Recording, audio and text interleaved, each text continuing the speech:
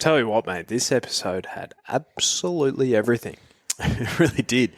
Plenty of value and, blow-by-blow commentary from the two of us for our girl, the second at Portsea. Yeah, and so she was. Well named. Yeah. Cursed her a little bit, didn't it? That name. But no, it's a great episode, mate. We've got 3 Group 1s this weekend. And my word. Absolutely teeming at the sides. Yeah. Filled to the brim with anticipation. Yeah.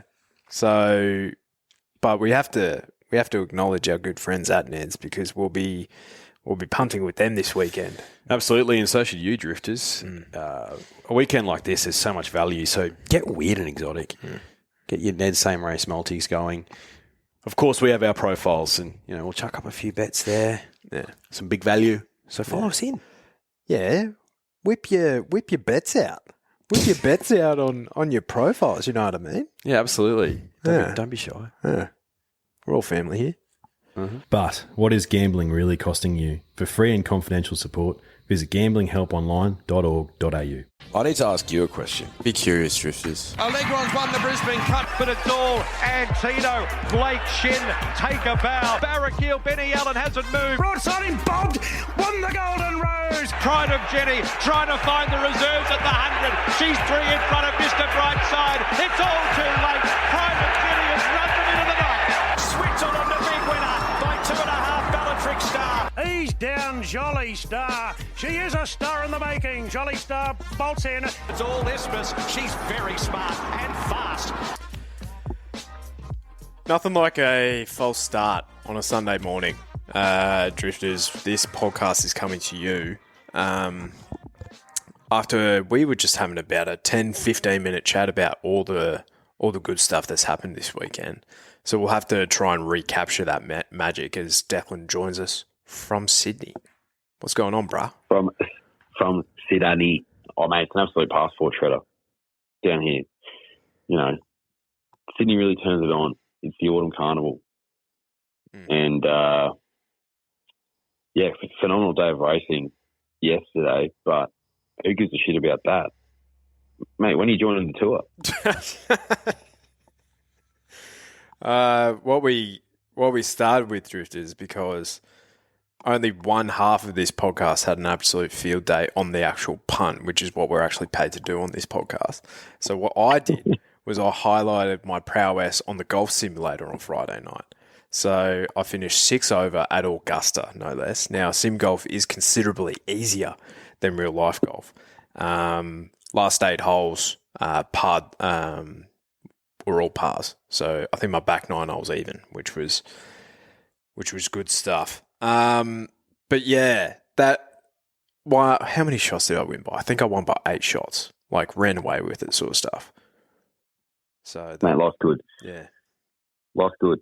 If you're hitting 6 over, if you actually did that at Augusta in real life, bro, would you retire? Would you play again? No, is it too late for me to actually join the tour? That's you know what I mean? Should I actually give this a crack? Yeah, it's like that. That's where you're just contemplating your entire life's decisions, like on the flight home. It's like, all right, what do I have to do? Am I washed? Yeah, I was talking to Macca on Friday night about it, and I was like, he's like, "Fuck, dude, you're playing pretty well." I'm like, "Yeah, but it's a sim." He's like, "What do you mean?" And it's like, I'm like, mate, there's no way I'm hitting 6 over at Augusta if we're actually playing there. Like, I'm like 20 over at absolute best. He's like, you reckon? I'm like, mate, all right, let's do it this way, right? If we had fucking Tiger Woods hitting off the sim here right now, do you reckon he would hit like the same score that he'd get out there? No, he would get like 20 under. He's like, no, that's a fair point. So yeah. Anyway, short answer. I might join the sim tour. Yeah. Is there a sim tour? I know they have. But the tour is in the same spot. Never moves. Yeah, I know they have comps. Like there was this one bloke next to us. Dowie said that he took about 10 mulligans, which is that's not how you play sim golf, bruh. You just got to, you still have to play it where it lands. It's just a favourable lie most of the time. But anyway, so that was my win this weekend, but you had plenty on the track, which was nice. Oh, man, it's just one of those days, and I was overdue for a good day. Let's be honest. But it was just good racing all around. And there was a lot of questions answered, I think, yesterday, but even more raised. You know what I mean? Yeah, real 6 of one, half a dozen of the other type of operation. Yep. Well, and we were talking about, before the dramas, like we were talking about the futurity stakes and just the questions coming out of that. Yeah, well, Jordan Sondergeld, what Group 1 does I wish I win? Few wins in that sentence. But prior to that, it's like Mr. Brightside, all the chocolates, all the favours, I guess, go to him because tough run, tough win. As you said earlier, before our tech dramas, brilliant ride by Willow, just got him where he was comfortable on speed, tactically, which was it actually wasn't a disadvantage yesterday, which was much to my chagrin, but. Yeah, excellent ride. And then Kitty Cat Tom and I Wish I Win were super returns, but they probably, I Wish I Win in particular, probably had a better run in transit. Yeah, absolutely. The way he presented, I thought he was going to win. I Wish I Win. A lot of wins, isn't it? And we were sort of talking about it, like, if Moods and Cat Coleman want to aim him out over further, it's like, well, how far? Like, you made the point in All-Star Mile and then in Australia Cup. I'd actually love to see that just so we can answer the question about him. Is he dynamic enough to be super competitive at the weight for age Group 1's out over further? Like, does that? But I'm not sure if that run yesterday answers that question. You know what I mean? I think when Moods and by virtue Cat Coleman, they zig when everyone else zags, right? So I have a feeling they'll go to a George Ryder. Just because, like, that's the exact type of race that Moods would, like, target, I reckon, with this horse. And it's like, it's back to the scene of the crime, Rosehill, 1,500 metres where he won a Golden Eagle. Like, tried and tested sort of stuff. Yeah. I think it's, like, I don't know about other punters. Like, I can't read their minds. So I think it's actually forgotten about the fact that he won a Golden Eagle and a good addition as well. Yeah, Fangirl should have won it, but that's I swear I'm over that. I swear. Like, well, it was easier to get over when you land the $70 Quinella as well. That makes it a ton easier. But Kitty Cat Tom went through his most recent run, so he's putting some together, Tom. So his last 4 runs, he hasn't won, but he's run second in at Epsom behind Cheerwolf by 1.5 lengths. 4th in the King Charles on a soft deck, beaten 3.5 behind the likes of Cheerwolf prior to Jenny Mike Oberon. 3rd in the Golden Eagle, first local horse home. And then he ran second yesterday, and with more equal luck, he probably wins the Futurity. Yeah. Kitty Cat Tom. He's not so much of a kitten after all.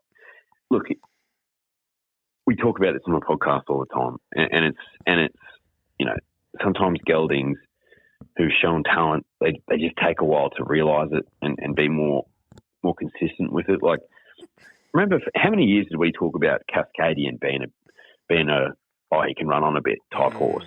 Like, it took him years to get to the point where you're like, no, you know he's going to run well. He's not necessarily going to win, but you just know he's going to run well most of the time. And maybe Kitty Cat Tom's just starting to, with more time under his belt, more time that James Cummings has with him, just a bit more battle hardened. But no, it was a great run by Kitty Cat Tom, and you made the point, like, you weren't sure if it was him or his brother Pericles. Running on, but Pericles had a charmed run, but I know which one I'm taking out of that race. There's always a favourite son. All right, this is the difference between the two, right? And I'm just coming up with this analogy because the great game of rugby league is back next weekend, and I think everyone Australia-wide is incredibly excited for that. Absolutely. Tom Kitten is the captain of your second grade side, and he's the one that when there's an injury coming down or goes down in the squad, easy second man up, like your number 14 type of operation. That's how I kind of view Tom Kitten. So he's going to be like a 100 game, like first grade type of operation. Yeah. Whereas Pericles he's just the person that he's like the person in your 30-man squad that is number 28, 29, last to be signed, and a real Matt Lodge type where he's played for about 8 different clubs. That's the type of, like, they kind of belong in first grade, but it's like no one really wants them there. Yeah. Pericles he's on a train and trial. Yeah. He's on a train and trial, Pericles. Yeah. I think that's an adept, like, kind of analogy between the two. Yeah. So what you're saying is Kitty Cat Tom, he's not playing representative footy. No. Like he's never going to be a superstar. But like he's going to be a guy where years and years later you're trying to think of obscure rugby league players from the 90s who played 100 games, and you're trying to list these names, and every single time your mate says one, you're like, oh fuck yeah, I remember that guy. That's Kitty Cat Tom. Yeah, you know who he reminds me of is like Sean Berrigan in the Broncos Premiership, where he wins man of the match against the Storm, and it's like he just did a job for them that year. Like, I can see Tom Kitten winning an elite Group 1 one day, but he won't win. Yeah. It'll be the only one he wins for his career, like outside of his own age group. So, and it'll be 20 to 1. It'll be 20 to 1. Exactly. Like that's what I can see Tom Kitten doing that. Absolutely. But look, all honest to Mr. Brightside, it was a tough run. We picked the eyes out of that race. It's short enough, and he just got there. So, full credit to him. 9 Group 1s now. Wow. Yeah, most successful horse in Lindsay Park history. Now, the Blue Diamond, great addition. Wasn't straightforward from the SP profiles of the top 5 across the line. Have a read of this. Devil Knight, well found by my co-host. That's 16 to 1 I'm looking at. Tentris, 21 to 1 at running second. Put a shiver up your spine later, I'm sure. Tycoon Star for Yu Long at 17 to 1. The Playwright at 21's running fourth. And then Eden Rose at 200 to 1 running fifth. So I think the first 4, I'm looking at 110,000 to 1 in Holy dooly. In New South Wales. So Devil Knight, mate, well done. Yeah, how good. Well, I said on the pod, during the week, and you went in a similar vein. Like in a race like that, you're trying to steer clear of the shorties, even though it was still ended up probably banging about $4.50 the field, because they did come for field to play the favourite late. You just try and hunt some value and have a couple of throws at the stumps. So I did have 2 bets. I had a bet on him and I had a bet on my Gladiola as well. But the thing with him was when the field came out and the prices went up, and he was, $13 to $14 with the good people at Neds when the field came out. I just thought it was overs. I was like, well, bro's just run second on debut to the favourite. Like, I feel like he should be closer in price to him, and he was so green that day. But mate, it was a he fell in, but it was a good, tough run, and from gate 2 with Mick D, just got him in the right position. He had a great run, and I feel like in a 2-year-old race on the rails, like a point that you always make about the 2-year-olds loving to run along the rail, like that's what he had. So yeah, he just got there. Did I imagine the rest of the top 5 in the race would be such long prices? No. That's like if you got a result in that race in an exotic, like, well done to you. Yeah. No, you're absolutely right. And it's funny because you don't typically see this with the 2-year-olds all the time, and it's not a fait accompli. Because I think I heard Richo say after the race that this colt was a 7-figure colt. It was like he was like a $1.1 or $1.5 million colt when he was or yearling when he was purchased. So, but then he was 40-1 before his first start. So he must just show absolutely nothing on the training track. And then he was again $16 after a fantastic debut run. So, yeah, mate, well done to you. And that's what these 2-year-old races can kind of throw up, as we saw in Sydney. And we'll get to that later. But yeah, basically complete opposite of what happened last year because, yeah, the Colts, 3 Colts, 1, 2, 3 across the line. The playwright was the first filly home. So we'll see how that kind of goes. But Tempted was a decent run. She just got way too far back for Godolphin. Massive market support for her. So she was about 12-ish, 13-ish when we were doing the podcast, and she SP'd at about $7.50. And then the Extractor, well, he was behind Tempted and never got into it, ever. Not sighted. No.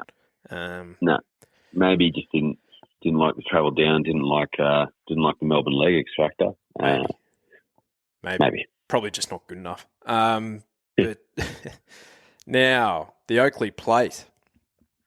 Oh, God damn it. I thought heading into the straight, about 200 to home, I was like, holy smokes. How tough is Arabian Summer? Basically going to be 3 or 4 wide the trip, facing the breeze, and she's still going to bloody win. And then she just ran out. She presented, didn't she? She just ran out of puff. Yeah. No, she's a tough filly, mate. It was a great run. Where'd she end up finishing, like 4th or 5th? Yeah, 5th, beaten 3. So it's like, if she draws in, she's definitely in the finish, I feel. She ran super. Really, really proud of her. Gave me a sight. But Jimmy, holy smokes, he just gets on with Caulfield, doesn't he? And he followed the right horse in. She's bulletproof, had the market support, a mare in form, and he just got on the back of her and went, see ya. Thanks, Darl. Yeah. Gate 14 in a race like that doesn't matter. You know what I mean? And it literally, the race went, when he started to slingshot around and there was, 50 metres to go, 100 metres to go, and I saw him and I was like, yep, this is exactly how I anticipated he would run. But I didn't think he'd be so dominant towards the end over 1,100 metres. He just, like you said, he just gets along so well with Caulfield. And in Oakley Plate, when they're going to go help the leather up front, and you're going to probably get something that's going to swoop late, it just set up perfectly for him. And like he wasn't pumped in by any means, but I think on the podcast with the good people in there too, it was like $9 or $10 and jumped, $7, something like that. So there was some market support. I think the question mark for Jimmy was, it was a great resumption last prep over 1,100 metres, but in way weaker grade. Like, can he replicate that or go to another level? Well, I think he's gone to another level there. Like, I think that's his best performance ever. And it's probably shown that, 1,400 metres that he was tried at 3 times last prep, maybe that's his limit. Maybe he's more of a, 1,200 metre horse if the pace is on. Yeah, I think he just has that electric short turn of foot that not many horses in the country can actually produce. You know who showed a very similar one, actually, same colours in the spring, was Nadal. I thought, Nadal in a race like that would have been competitive, but who knows, probably tactical from the connections. But Jimmy, I agree. I think he has gone to another level. So that's exciting for Jimmy fans.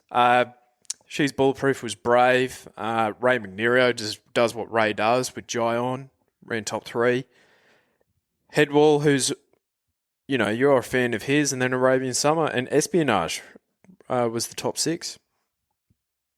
Yeah, Espionage was, he was green. Like, So I had 2 bets in the race, Drifters, and Espionage was one bet and Jimmy was the other. But obviously Espionage was at a much bigger price, so I wanted him to win.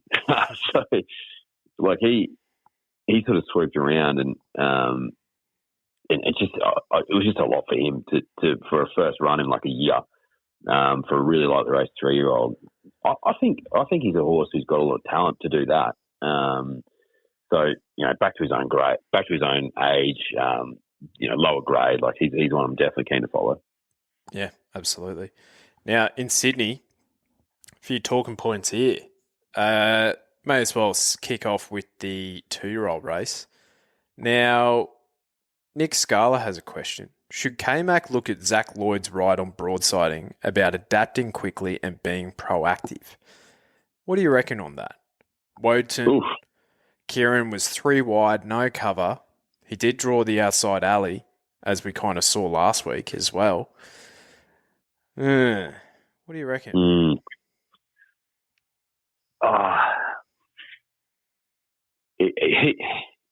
K-Mac, like, I didn't test trips off him last week. Like, I wasn't that harsh, but I said they were dog shit rides, because they were. In that sort of situation, particularly when Chris Waller comes out and tells the stewards the intention is to ride the horse back from the wide gate, which basically says to every other jockey in the race, like, okay, well, if he's going to drag him last, I'm still going to try and box him out. You know what I mean? Like, I'm still going to try and hang him out to dry, even if it's way back in the field. So, could he have been more adaptable? Could he have done something differently? Yeah, in that situation, probably. But I'm not going to be as harsh on this ride as I was on his 2 last week. Like, if the horse is so much better than him, I feel like he still had the opportunity to actually win. You know what I mean? Like, he was so dominant on debut that I feel like, he probably had enough opportunity to put them away. But at the same time, like, you don't want to bust him up. It's not his grand final. But he's incredibly short in the market. And, I certainly didn't take the $2.20 or whatever it was, put it that way. Yeah. And I think there's visually what they can do on, like, in a performance, right? So you look back to his debut run. It was on a self-7 in mid-January. And he beat the Magic Man. The Magic Man is going to be a nice little barometer for us, I feel. Now, he beat the Magic Man by about 3.5 to 4 lengths that day, right? Now, the Magic Man then went around in the English Millennium and was beaten by a similar margin. Now, if you look at Rivellino and Within the Law, like, those horses are probably haven't been visually as impressive, but they've probably done it in conditions, i.e. beating the Magic Man by similar distances, but they've done it in conditions that are probably going to be more suitable to a Golden Slipper, because now Woden's gone around in 2 races of, 7-horse fields, 9-horse fields, whereas the Millennium had about 16 in it. And Rivellino and Within the Law had done what they've done. You know what I mean? It's like, Woden, they've hyped up this horse to be, what was he, $3 in early slipper markets when no other horses won from that race, and it was a soft 7 deck. So I don't think you're going to see this horse wound up to win a silver slipper. Like, he wants to wear a golden slipper. You know what I mean? I know what you mean. I know exactly what you mean. So, yeah, the ride his best, K-Mac? No, but it certainly wasn't his worst. But also, no, I don't think anyone would have questioned the ride at all if Woden started at $12 and not $2. You know what I mean? So yeah, you make a fair point. Like, when something's in the market that short, and in the current market, but also in futures markets, based on a debut run in mid-January, like, we know Chris Waller as a trainer, and he's a grand final trainer, and yeah, I feel like that was hindsight's a beautiful thing, obviously, but during the week, I don't know what we said on the podcast, but we're probably both like, geez, $2 is a bit short for him, isn't it? You know what I mean? Yeah. Well, I was on Buffalo, who only really started getting through his work on the line as a 2-year-old gelding. So, and the market spat him out. So he was about 26s out to 50s. But Baywatch, I don't know if he beats him anyway. Like, this horse absolutely spanked him by 2.5 lengths. Yep. By bivouac. Yeah. Sometimes they just turn up. James Cummings was quick to be to the praises of the son of Bivouac. He's like, Bivouac, it's his early Young crop. sire. Yeah, he's a young sire. But God, he's putting some together. He's putting some runs on the board early. So, yeah, James is a big fan of Biv's work at stud. And he said it was a bit of a moving day for Godolphin, which I think they kind of delivered on that promise. Would you agree? Yep, absolutely. Well, just fell short of winning 2 Group 1s in Melbourne. Like, you know, you give those horses that, you know, Kitty Cat Tom another metre, and you give Tantris another metre in the Blue Diamond, and that's 2 Group 1s plus the Silver Slipper for Godolphin, and broadsiding as well. So yeah, no, they had a great day. They won the 2 Group 2s in Sydney, so the Hobartville as well, broadsiding. Easy as you like. Beat the rest of this mob by a length, but it was pretty soft. He did have the perfect run, though. Would you agree? He did. Yeah. Agree with exactly what you said. And he jumped nearly at $3. You know, and if they gave me $3, yeah, you know, when markets first open, I would have been like, yeah, I'll take that. I think you even said that on Wednesday, I'm pretty sure, because like what I couldn't really understand is like, yes, like what was it was a good 4 still by this stage. So it's like, I'm sure the track had like a little bit of give on it, but also it's like in this kind of setup against these horses, like Chris Waller runners typically take a few runs to really hit their straps. Swift Falcon, we didn't really know where this horse was at. Public Attention was probably the one that everyone was a little bit spooked by.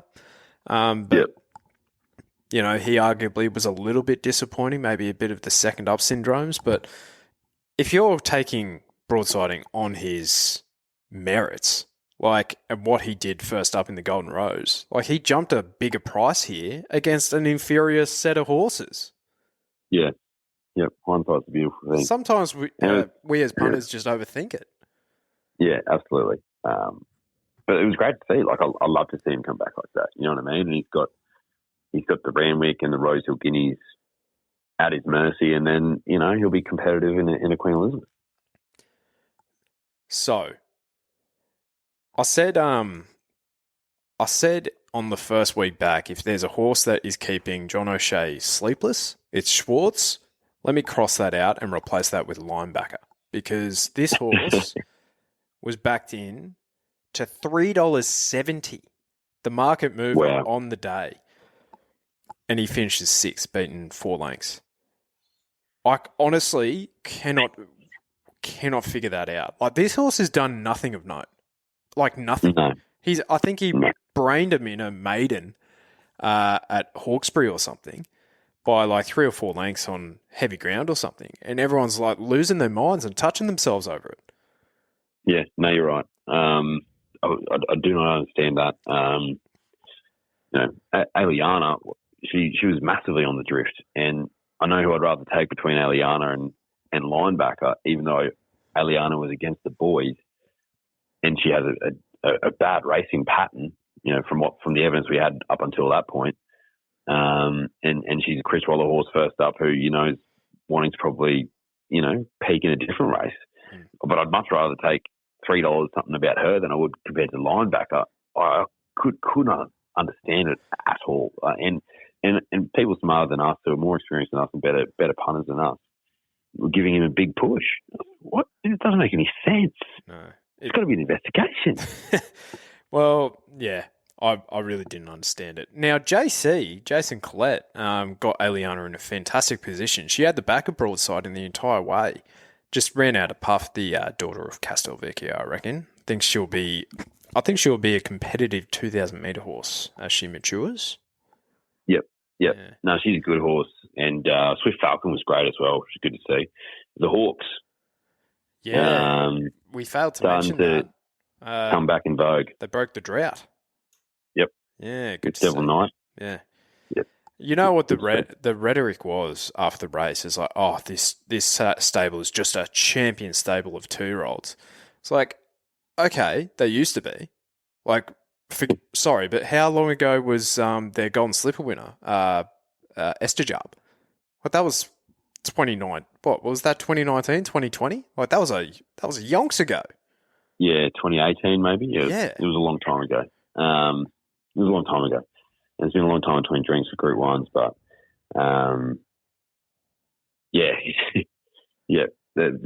they've found some form. Look, they had one in the market in Sydney that jumped at like $1.60 that duly saluted into 4th or 5th place. Didn't understand that either, but they had more luck on other parts of the card. Yeah, as they typically do. The Blade you're referring to. Yeah, that sucked. Yes. Now, Josh Buttonshaw had a very good question. How big is Zach Lloyd's sack going to be later this weekend? Bigger than Peter Siddle's on his birthday. 5 winners for Zachy boy. He's good. He's very good. He's the heir apparent. And yeah, if J-Mac's not in town, he's the guy. Like, and he's such a young fella. He's only just outridden his apprentice claim. He's getting better and better. I feel like he's got a nice mixture of like J-Mac aggression and assertiveness in the saddle, but also can get them into a nice rhythm where they're comfortable. He had issues, probably even as recent as this time last year, getting in trouble with his stewards all the bloody time, but he's got a lot of that out of his game, so to speak. He's very, very good. Just riding with confidence, isn't he? Yep. He's picking up a lot more rides for Chris Waller too, which is probably the heir apparent in that stable if J-Mac was to go to Hong Kong or something, I'd say. Yep, absolutely. I agree with that. Yeah. Speaking of Chris Waller, he had another nice winner in Firestorm in the Millie Fox. Now, we mentioned that horse's name on Wednesday, but I didn't back it. Tell you this much for free, a horse I didn't back was Macarena. She got into $1.65 I'm looking at. It's absurd, isn't it? Huh? Absurd. I didn't understand it. Like a horse like that price, no thanks. I didn't back the winner, but I backed Scarlet Oak, and she was a good resumption. But we spoke about Firestorm. We were like, yeah, Firestorm wouldn't shock at all. I could not believe the price of Macarena. Unbelievable. Yeah, that was sickening sort of stuff. So if you back in Macarena, take a good, long, hard look at yourself. Absolutely. And then, yeah, just to rub salt in the wound, Ducasse wins later in the program, which was good. Oh, God, Ducasse, I couldn't believe it. No. It was fine. And then, yeah, Tropicus wins at Caulfield. Like, so many of these horses that I've punted on with no success, and then they're just like going like, hey, bruh, remember me? Mate, Courvolant would have stung you. Oh, I forgot about her. Oh, no. Courvolant would have stung you. Yeah, but and she was dominant. I did need to see I told you. I did need to see it. And Yeah. I was on the runner-up, but yeah, she won by 4 lengths. She absolutely brained him, didn't she? Yep. Mate, Shanwar was good. Mate, Blakey Bill's just a great rider. Very, very well found by you. And I think Emphasize was a lot of people's best bet of the day. So that was really well done by you. Very well found. Mate, Shanwar was the victim's best of the day. Yes. And I was on, and sorry, the victim was on Emphasize for prior start. So, you just, sometimes you just need to look beyond. You know what I mean?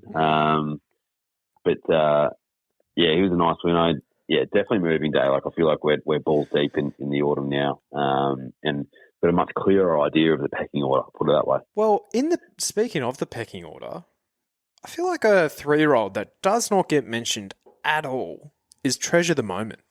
Mate, she's just a winning. She's a winning machine. This filly. And she's a bit of a jet. Like that was a phenomenal resumption. Like I thought that would be Zardozi. You know what I mean? When Zardozi won the Oaks, I thought she was just better than all the other 3-year-old fillies, and she was just going to come back and just win everything, irrespective of the distance. But she's evidently turned out to be much more of a staying type. Whereas I think Treasure of the Moment I think she's going to be a feature in our weight for age races. Like honestly, I think she's going to be a mare who's consistent in that mile to 2,000 meters at weight for age. Like she's clearly better than them. Like so much better. Yeah. So fascinating pedigree here too. So that was her 8th career start for 6 wins in 2 seconds. Like never been outside of Quinella. And she's won from 12 or 1,100 meters up to 2,500 already. Outstanding. And she's a daughter of Alabama Express, who I believe won a Memsey or a CF4, I reckon, Alabama Express. Yep. Now, the sire of her dam, Dracon Treasure, is Street Cry. Now, what do the Street Cries typically race over? Street Cries. Well, Street Cry is the father of Winks. Street Cry is the father of Street Boss. And Street Boss is the father of the Animos of the world, the Pinstripes of the world. I think Tempted actually. So that's middle distance, 16 to 2,000 meters. That's their sort of gravy. So yeah, you would think that based on her pedigree, she's probably more of a miler. But sometimes, this, like the 3-year-olds against their own age, sometimes just the best ones will win the classic types because they're just the best when they're actually not genuine stayers. But no, she's really exciting, Treasure of the Moment, and she was so much better than them yesterday, and it was great to see. Well, what was the sire of the Melbourne Cup winner? Was it Redoubt's Choice? Extreme Choice was the sire of Knight's Choice, who won the Melbourne Cup, and Extreme Choice is also the sire of Devil Knight, who won the Blue Diamond yesterday. So, an Extreme Choice won a Blue Diamond himself. So, it's the reading game's funny. I feel like it's you can try as you like to nail it and predict the future, but ultimately it's the dartboard. Exactly, and sometimes you just need a fast horse. I think that